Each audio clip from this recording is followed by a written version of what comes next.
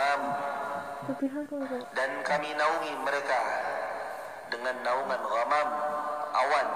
Wa anzalna alaihimul manna wassalwa. Ini persis kayak Quran surah Al-Baqarah, manna wassalwa. Lalu Allah karuniakan kepada mereka manna wassalwa. Pernah dibahas pada beberapa kesempatan yang lalu, Allah turunkan manna wassalwa.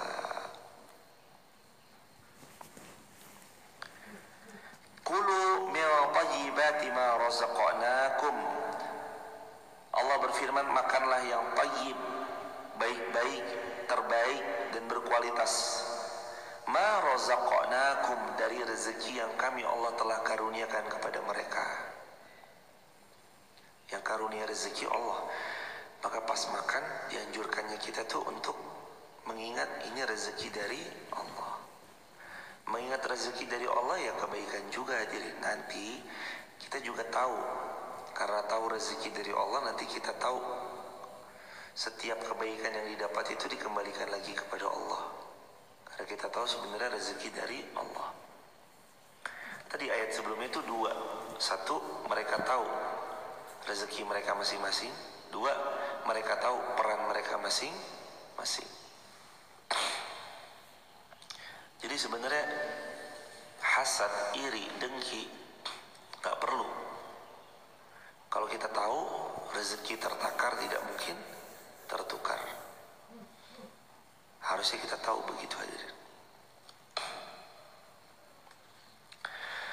Wa ma zalamuna walakin kanu anfusahum yadhlimun.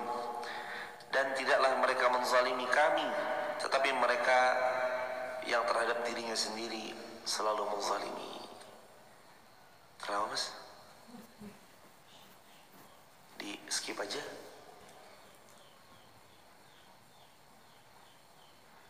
Ditolak.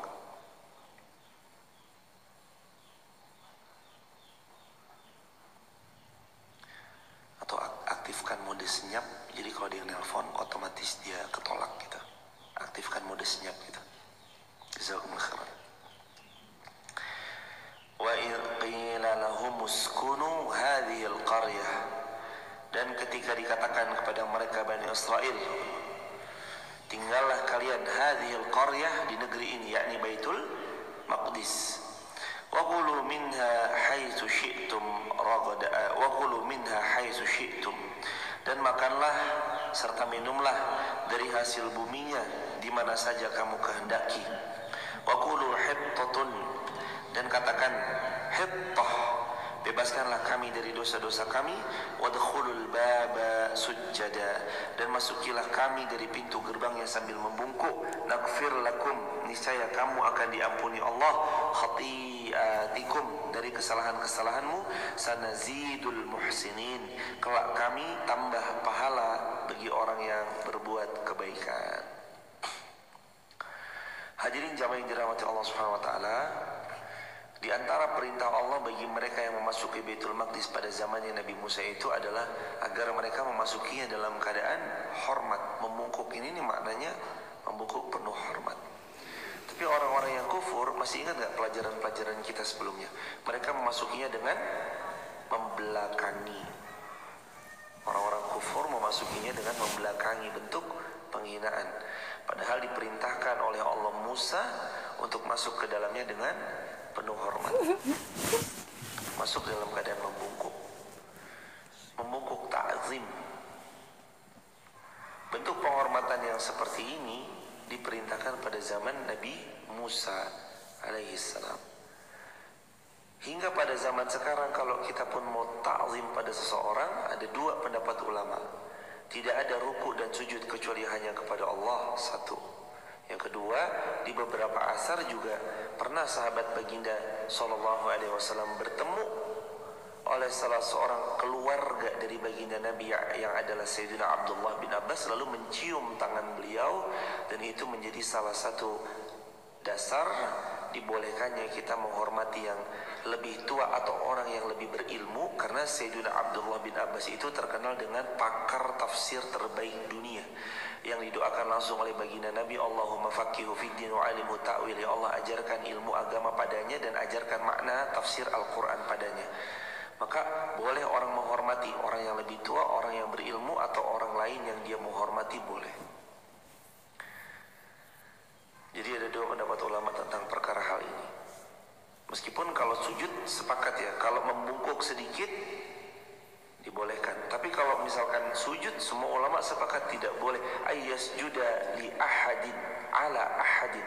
Bahkan kata Nabi SAW, kalaulah aku boleh menyuruh sujud antara satu manusia kepada manusia yang lain, aku suruh sujud antara istri kepada suaminya. Maksudnya saking mulianya kedudukan suami. Tapi nggak boleh terus kemudian manusia sujud kepada manusia yang lain. Kalau boleh disuruh sujud, tapi pada kenyataannya tidak boleh, nggak boleh. Manusia nggak boleh sujud kepada manusia, manusia hanya boleh sujud kepada Allah semata. Nggak boleh manusia sujud kepada manusia.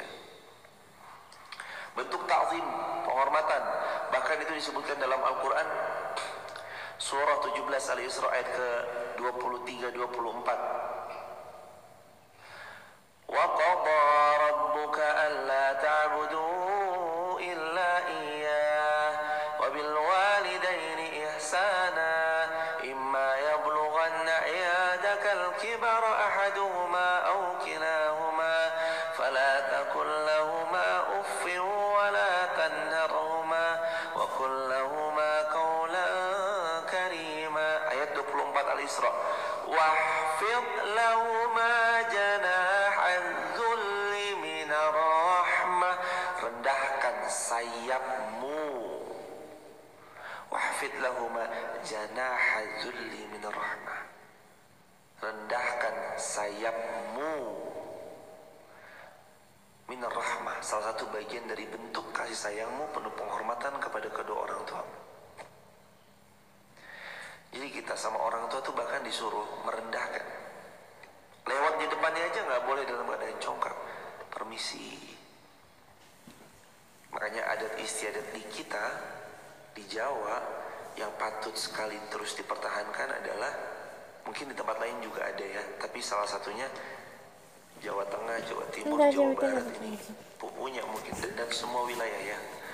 Orang ngerti Islam harus ngerti ini ternyata bukan adatnya Jawa aja, tapi anjuran dalam Al-Quran. Al-Isra 24. Wahfid lahuma janaha dzulli min rahmah. Rendahkan sayapmu. Manusia punya sayap nggak?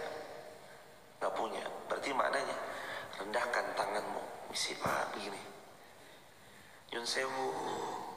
Tangannya itu di kebawahin ini. Permisi nyun sewu. Rendahkan sayap kita.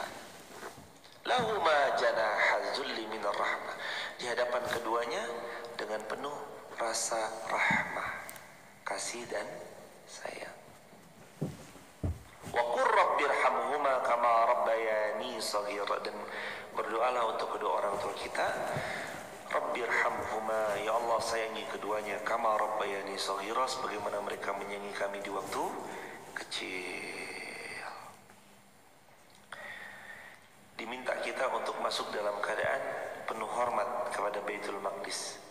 Jadi gini hadirin, penghormatan kepada rumahnya Allah itu nanti berlaku di semua masjid, semua rumahnya Allah, bukan cuma terkecuali di Baitul Maqdis. Ya kita masuk Masjidil Haram ya hormat, ya santun, nggak kemaki, nggak kemelinti, nggak sombong.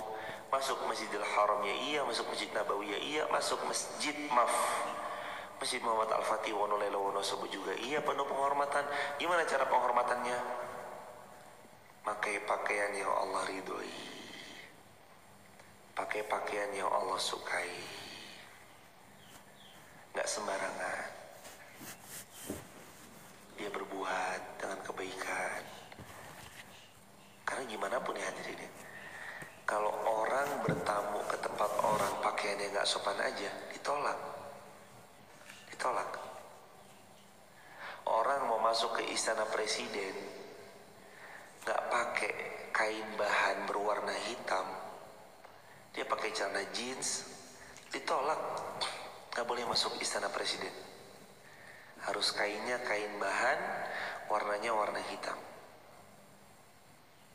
Mau ketemu presiden, ada aturan mainnya.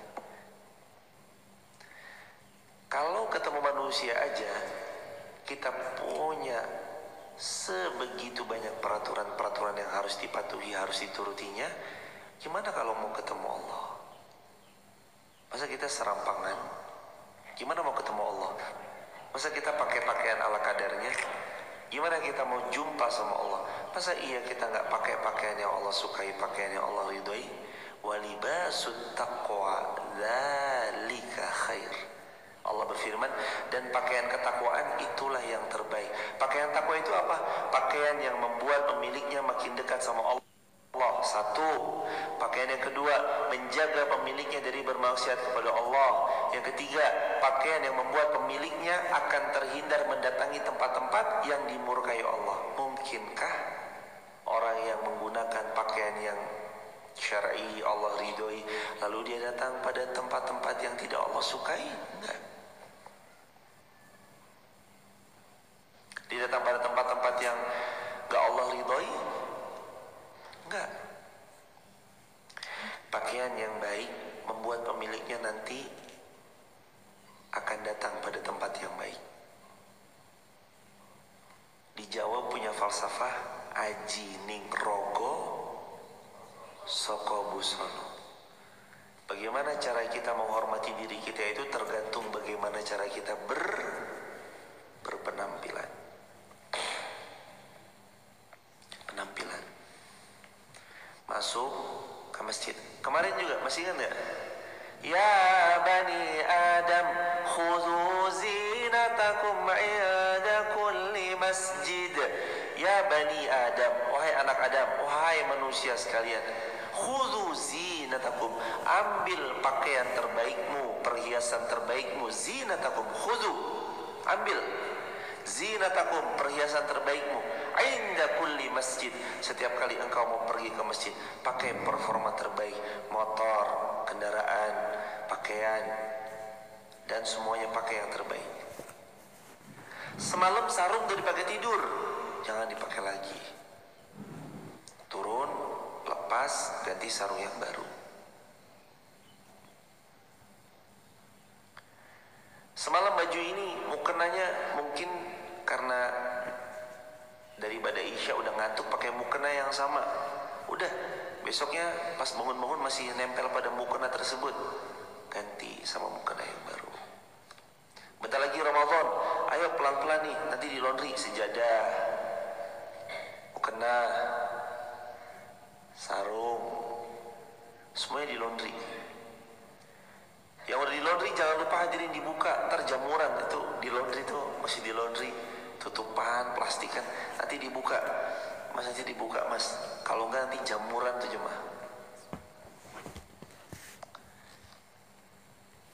Dibuka, biarin nanti dipakai, pakai pakaian terbaik. Mau ketemu sama siapa? Allah. Mau ketemu sama manusia aja pakaian yang baik.